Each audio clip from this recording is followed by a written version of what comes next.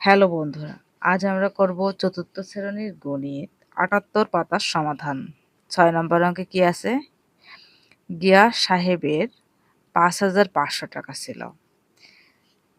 সেখান থেকে তিনি ১,৫০০ টাকা নিজের জন্য রেখে বাকি টাকা দুই সন্তানকে সমানভাবে ভাগ করে দিলেন।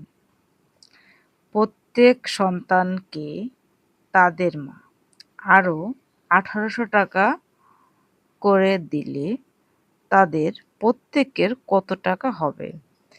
আমরা সমস্যাটি যেভাবে সমাধান করতে পারি। তো প্রথমে দেখো, গিয়াস সাহেবের কাছে কত টাকা ছিল? এই যে ৫,৫০০ টাকা। তাহলে এটা আমরা আগে লিখে নেব। তিনি সেখান থেকে এই টাকাটা তিনি তার কাছে রেখেছিলেন, তাহলে এই টাকাটা বাদ যাবে। তাহলে ১৫০০ টাকাটা বাদ যাবে। এই টাকার থেকে এই টাকাটা বাদ গেল, ঠিক আছে। এইবার সেই টাকা সে কি করলো? দুই সন্তানের মধ্যে সমানভাবে ভাগ করে দিল। তাহলে দুই সন্তানের মধ্যে ভাগ করে দেওয়ার পরে ভাগ করে দেওয়া হয়ে গেল। ওকে, তারপরে প্রত্যেক সন্তানকে তাদের মা আবার কত টাকা দিল? ১,৮০০ টাকা। তাহলে যোগ ১,৮০০ টাকাটা যোগ হবে। তাহলে ভাগের ক্ষেত্রে আমরা কি করি? প্রথমে ফার্স্ট ব্র্যাকেটের কাজ করি। তাহলে এখানে আমরা বিয়োগ করি যদি ০,০,০,০ ১ আছে কত হলে ৫-এর সমান যায় ৪ হলে। এখন ভাগ এই যে ২, তার সাথে কত যোগ করব? ১,৮০০। এবার এখানে আমরা ভাগ করে দেব। তাহলে এখানে আছে ২,০০০, তার সাথে আমরা যোগ করি ১,৮০০। তাহলে এখানে ০, এখানে ০, এই ০, এই ০, ৮, ০। তাহলে ৮, ২, এই ২ আর ১ ৩।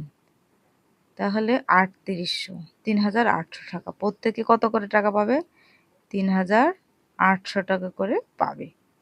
এইবার ৭ নম্বর অঙ্কটি দেখো। ঘূর্ণিঝড়ে ক্ষতিগ্রস্ত পরিবারকে সাহায্য করার জন্য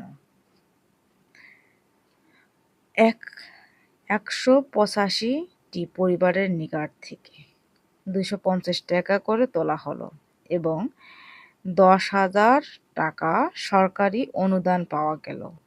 মোট টাকা ৩০টি পরিবারের মধ্যে সমানভাবে ভাগ করে দিলে প্রত্যেক পরিবার কত টাকা পাবে?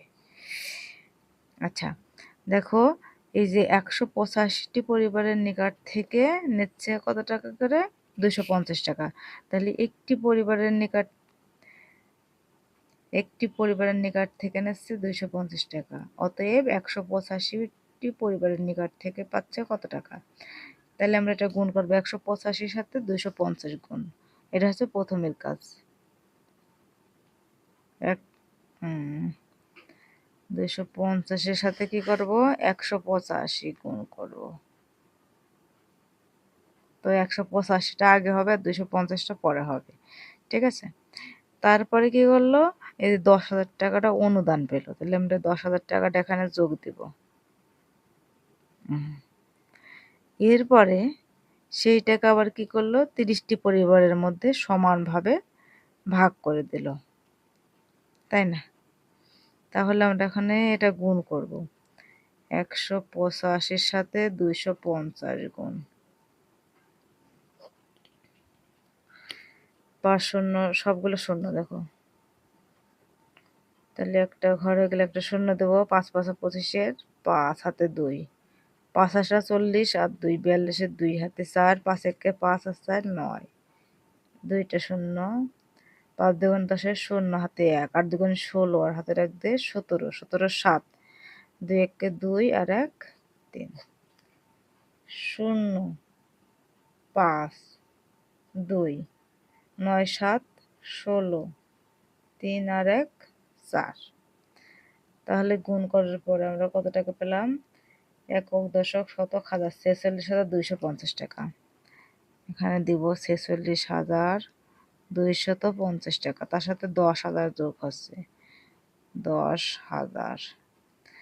এই টাকাটা আমরা যোগ করার পরে ৩০ দিয়ে আমরা ভাগ করব।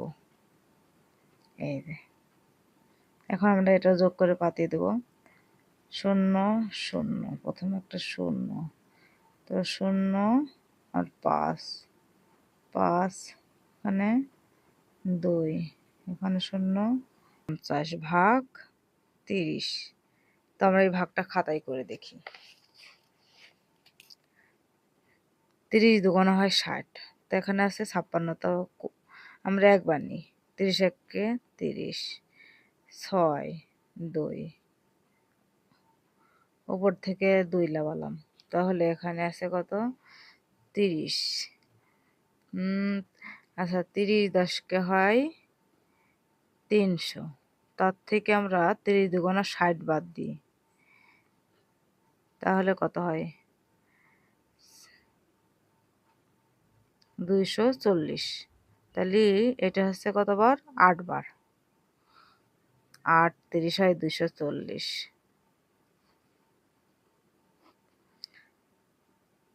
এখন এখানে বিয়োগ করে 2, 4 আছে কত, 6 সমান যায় 2 ফেলে, এবার লাগাবো আমরা কত 5। তাহলে এই যে এখানে হচ্ছে কত, এর থেকে আমরা 7 বার নেব, তাহলে দেখো 3 7 21, 210, 5 1 15, এখান থেকে 0, এবার হচ্ছে 3 5 15, 5 বার নেব, 3 5 15। তাহলে এই যে 1875, এখন হচ্ছে 1875। প্রত্যেক পরিবার কত টাকা পেল, প্রত্যেকে আচ্ছা প্রত্যেকে 1875 টাকা করে পাবে। 36 বিয়োগ 18 ভাগ 3 যোগ 6 গাণিতিক বাক্যটি দিয়ে একটি গল্প তৈরি করো। তো তোমরা যে কোনো একটা গল্প তৈরি করে নিয়ে এটা সমাধান করে দিই। 36 থেকে 18 বাদ দিলে হয় 18 ভাগ 3 যোগ 6, তাহলে 3 6 18, আমরা প্রথমে ভাগের কাজ করব। 3 6 18 যোগ 6, তাহলে 6 এর 6 কত 12, এটা উত্তর। তো বন্ধুরা এই ছিল আজকের ভিডিওটা ভালো লাগলো অবশ্যই একটা লাইক কমেন্ট শেয়ার করো। ধন্যবাদ সবাইকে।